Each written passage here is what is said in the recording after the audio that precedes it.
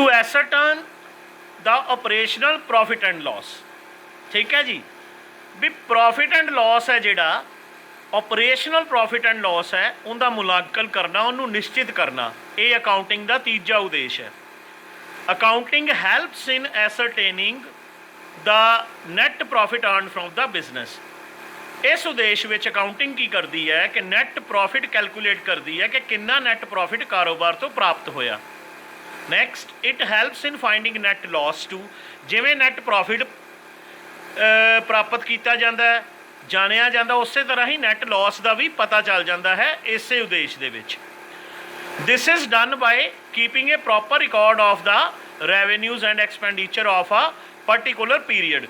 मान लो particular period 3 महीने का है या 1 साल का है फॉर एग्जाम्पल, तो अकाउंटिंग की करती है कि आपके जिन्ने भी रेवेन्यूज़ आमदन है तो जिन्ने भी खर्चे उन्होंने सारिਆਂ का पर्टिकुलर पीरीयड के विच एक प्रॉपर रिकॉर्ड मेनटेन करती है।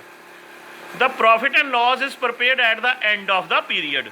इस पर्टिकुलर पीरीयड के एंड विच प्रॉफिट ते लॉस है जिहड़ा अकाउंट बनाया जाता है। Profit मीनस the amount earned over the expenditure.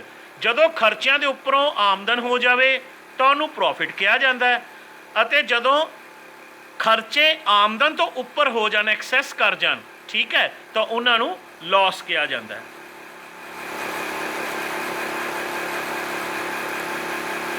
Next 4th point, चौथा उद्देश्य यह है to ascertain the financial position of the business, कि कारोबार की जिहड़ी फाइनैंशियल पोजीशन है उन्होंने जानना अकाउंटिंग का एक उद्देश्य है।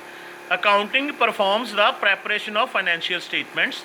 अकाउंटिंग फाइनैंशियल स्टेटमेंट्स की प्रैपरेशन करती है। In financial statements balance sheet is prepared. Balance sheet बनाना अकाउंटिंग का उद्देश्य है। बैलेंस शीट एक स्टेटमेंट है जिहड़ी एसेट्स ते लाइबिलिटीज़ बिजनेस दियां दसदी है। ठीक है जी, अकाउंटिंग एक बैरोमीटर की तरह अपने आप को सर्व करती है फाइनैंशियल कंडीशन ऑफ बिजनेस का इवैल्यूएशन करने वास्ते, उनका मुलांकन करने वास्ते।